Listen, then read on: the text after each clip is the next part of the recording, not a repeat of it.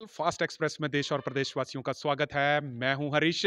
मुद्दा बात करेंगे सरका घाट की और सरका घाट के हिमाचल पथ परिवहन डिपो की, क्योंकि यहां पर एक चीज देखी जाए क्योंकि चुनावों से पहले यहां पर काफी नेता आते थे और काफी प्रदर्शन जरूर करता था कि सरका घाट डिपो की बदतर हालात कहीं ना कहीं बहुत ज्यादा हो गया है।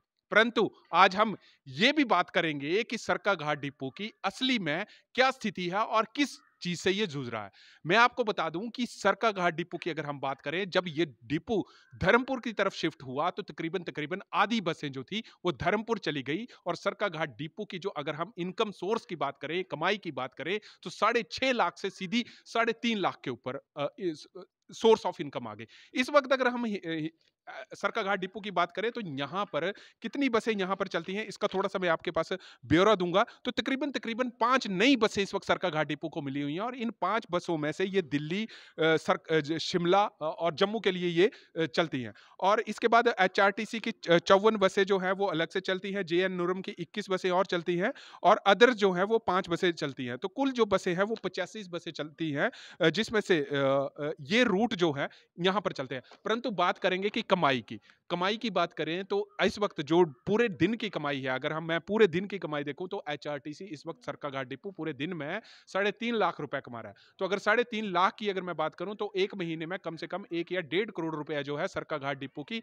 अपनी इनकम है। परंतु एक्सपेंसेस काफी ज्यादा है, क्योंकि यहाँ पे बसों का रख रखाव, सैलरीज देना, पेंशनर होल्डरों की डीए की किस्त रिलीज करना, तो ये एचआरटीसी के ऊपर काफी बड़ी जिम्मेवारी है। अब ये डिपो जो है इसको कब तक हिमाचल प्रदेश सरकार, जो ट्रांसपोर्ट हिमाचल पथ परिवहन निगम, जो रोडवेज जो है, जैसे पंजाब में रोडवेज डिक्लेयर है, इस बोर्ड को, इस कॉर्पोरेशन को कब रोडवेज किया जाएगा ये तो आने वाला वक्त ही बताएगा। सरकार जरूर बताएगी, परंतु हिमाचल प्रदेश के भिन्न भिन्न कोनों से आप ये खबरें देखते थे कि फलानी एचआरटीसी बस खराब हो गई, वहां पे ड्राइवर इंजन में धुआं देखते हुए नजर आ गए। अभी आपने कुछ दिन पहले देखा कि चंबा की अगर एक बस की बात करें तो जलती हुई बस से धुआं निकलने लगा। हालांकि सरकार ने नई बसों को भी ऑर्डर कर दिया है, परंतु बात यह आती है कि हिमाचल पथ परिवहन निगम बरसों से 2012 से लेकर 22 की बात करें, यह घाटे का ही सौदा रहा। और यह घाटे का सौदा क्यों रहा? क्योंकि यहां पर अफसरों की मनमानी और नेताओं का दखल देना, यह कहीं ना कहीं आज बोर्ड जो है इस चीज को भुगत रहा है। अब इसको भुगतने के लिए, क्योंकि कर्जे की बात करें तो इस वक्त हिमाचल पथ परिवहन निगम की 6500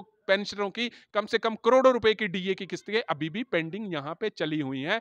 और यहां पे आपने पिछले साल देखा, जब भाजपा की यहां पे सरकार थी तो रोज कर्मचारी कहीं ना कहीं प्रदर्शन करते आ रहे थे। परंतु कमाई की मैं सरका घाट डिपो की बात करूंगा, जब ये डिपो धर्मपुर के लिए शिफ्ट हो गया तो धर्मपुर शिफ्ट होने से पहले इस डिपो की दिन की कमाई जो थी वो 6.5 लाख रुपए थी, जो कि एक एवरेज थी। अगर हम इसका पूरा 30 दिन का बात करें तो कम से कम ये इनकम जो थी वो कम से कम 3 या 4 लाख करोड़ रुपया जो थी एक महीने की यहां से इनकम होती थी। तो ये कहीं ना कहीं देखना पड़ेगा, सरकारों को समझना पड़ेगा कि अगर हिमाचल पथ परिवहन निगम को सुचारू रूप से चलाना है, क्योंकि जब भी हिमाचल पथ परिवहन निगम घाटे की तरफ जाता है तो सरकार जो है आंतरिक घोटाला, जिसको हम बोलते हैं इंटरनल डेट, को डिक्लेयर करके उसको खत्म कर देती थी। तो ये कहीं ना कहीं सोचना पड़ेगा।